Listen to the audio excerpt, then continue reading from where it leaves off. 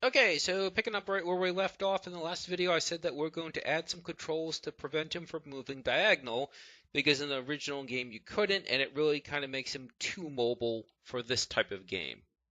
So, back to where we were. We currently have this variable get set to a range of numbers between -1 and +1, and we have this variable set to a range of values from -1 to +1. So what we're going to do is if one of these has a value that is not 0, then zero out the other one. In other words, override these commands if one of them is greater or less than 0. And then when the other one is set to 0, any number times 0 is 0. So let's see how that would look. So if xval is greater than 0,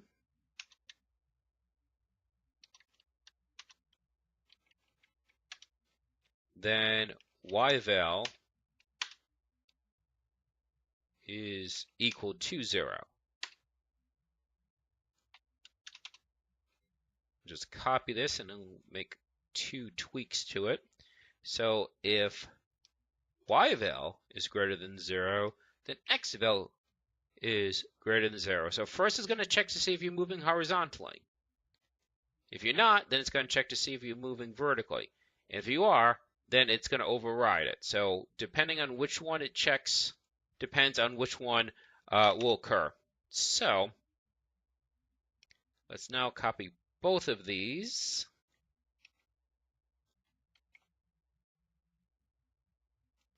If xval is less than 0, yval should be set to 0. And if yval is less than 0, then xval should be set to 0.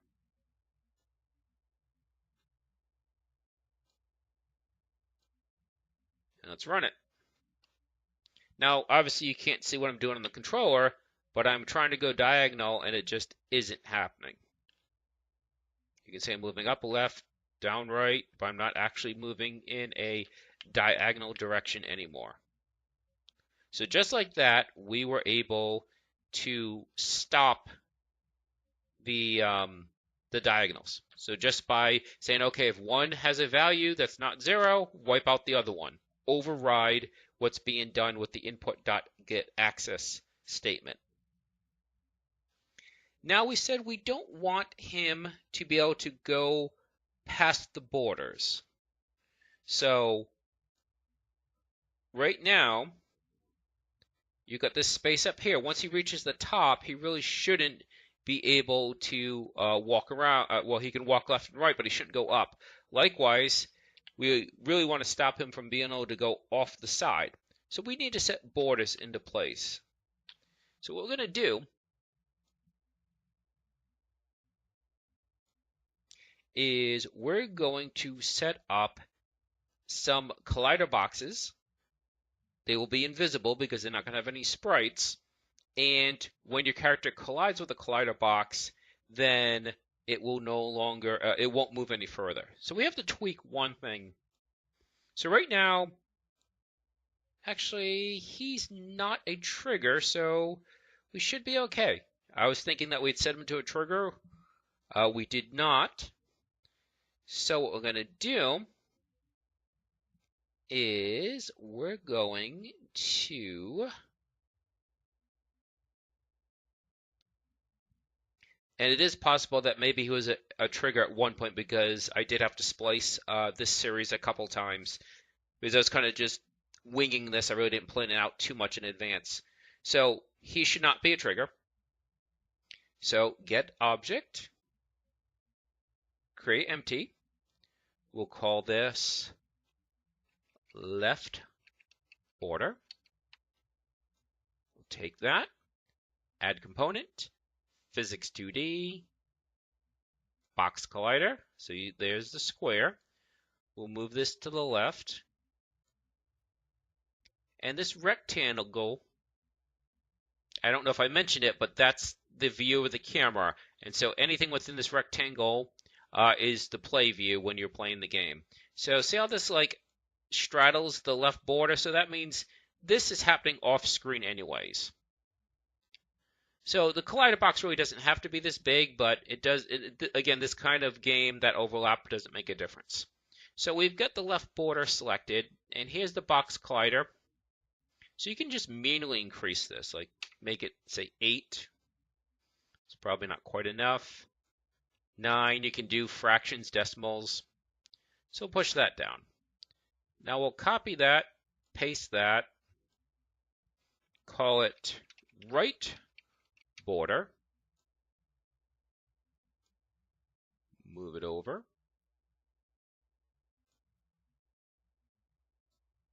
copy another one, call this bottom border. Now with this one, we can either reshape this or we can just rotate it. So with rotation, I believe we're rotating that.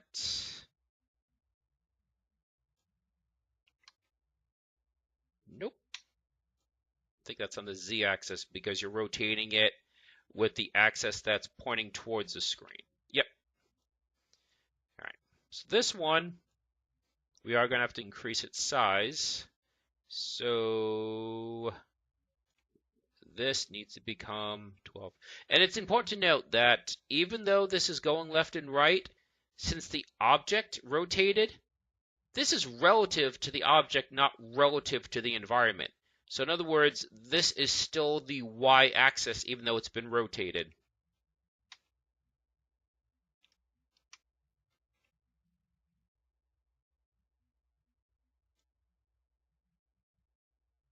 And let's highlight all 3 of these. And there's a little bit of space, but he can't move through those, so that should not be a problem. All right, so these are not triggers. So he should bump into them and then stop. In fact, shouldn't even need any additional coding because that's the nature of colliders. They work on their own. So let's take a look. There we go, he stopped. Now he rotated a little bit. We'll get to that in a minute. Because what he's doing is, since there's momentum, and like I said, the application of physics, he's rotating. So there's a couple things you can do.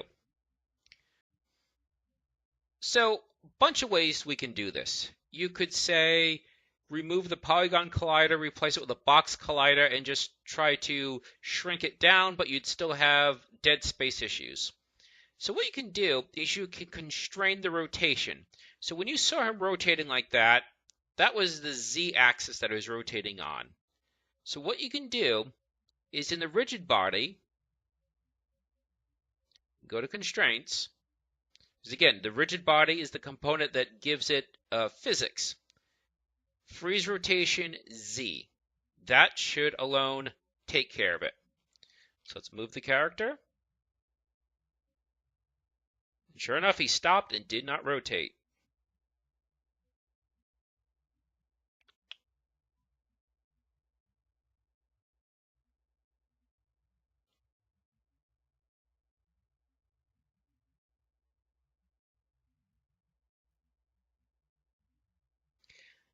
Now, we use really big tiles to begin with, so as you work on your game, you could say replace the tiles with a smaller tile because he clears the area too easily. And you could also do other things like add a thin layer between the 2 tiles. That way there's always like a layer of dirt, because right now doing this looks kind of silly. The fact that he's just kind of floating out in space. Not to mention there's no background. So we can always add a background as well. So I think, well, that doesn't quite do it. I don't think we added a top border. So let's go to bottom border, copy, paste. We'll call this top border. Move that up, and this is kind of just guesswork because I'm not sure how far it should be. And then we can just run it to see.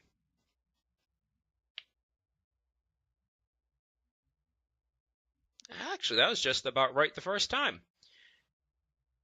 I might eventually put some grass up here, so I'll leave it like that. So, yeah, he's floating, but if there's grass, then you won't notice it.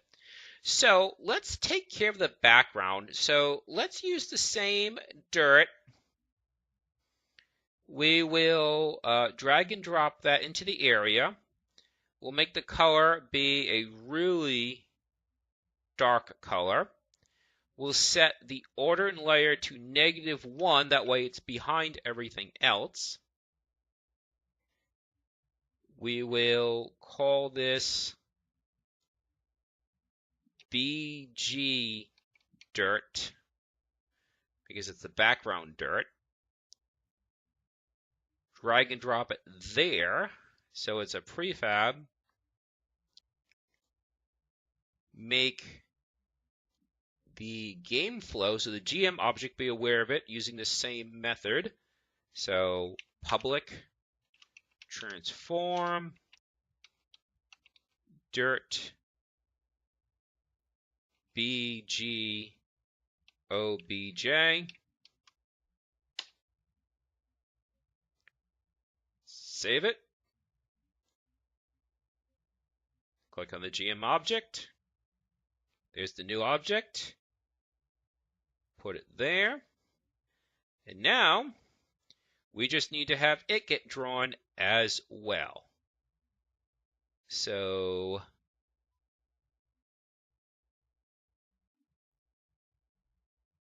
we need to do one for each of these. So let's do instantiate dirt BG OBJ. So that's what's been instantiated. Where is it being instantiated? It's being instantiated at, oops, sorry. That's not what I meant to have. I had too many pop-ups on the screen. So vector 2.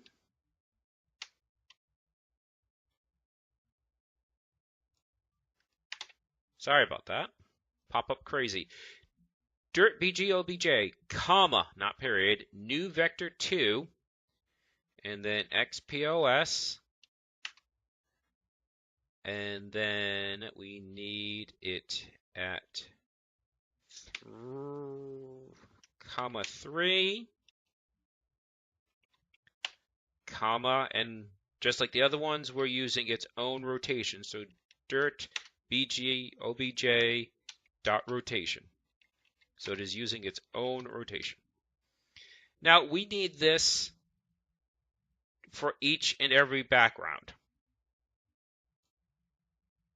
So its actual positioning doesn't matter. But what I'm going to do is I'm going to match the ones that it goes with so I'm not missing any.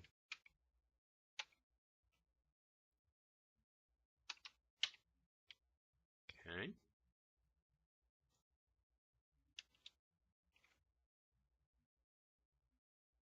This one's 0.54 F. And this one is negative 0.69 F.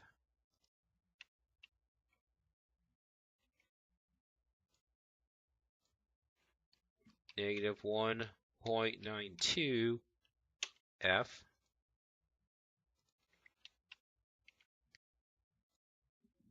Negative 3.15 F. And again, I did this kind of quickly, kind of jumped around, but I'm just making an extra background tile for each and every row. So the actual sequence really doesn't matter. Like I said, I'm just doing it so I don't miss a row. And then negative 4.38 F. And that should do it. So we'll save it. Run it. Okay, so now you can see the background here. So the only problem is it looks like it's filled in. So that's just an aesthetic element. Having said that, what you're going to do, okay, is once enemies are moving around, it won't be as it will be obvious that it's a background. So like when you start moving your character around, the color is similar.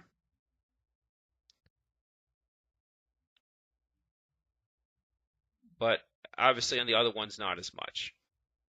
And you can do other things like add little dirt blocks and stuff. So whereas this one's greenish, this one's kind of a brownish.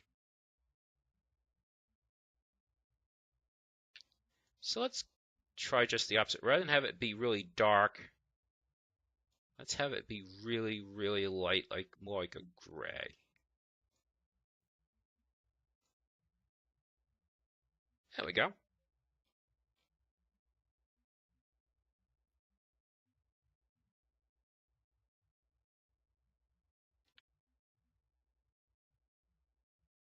Okay, so I'm colliding with that, but that's just because we're not constraining him to actual rows, which is something else we could do if we really wanted to. So I think that should about do it for now. So if you don't like the background, you don't have to do that final step, but you really should do something so it's not just this default blue. Okay, so that should do it for this lesson. We're probably going to look at maybe adding the rocks in the next lesson, and then that's how we'll kind of fake the gravity for when the rocks drop. And then the last thing we'll probably do is add the monsters.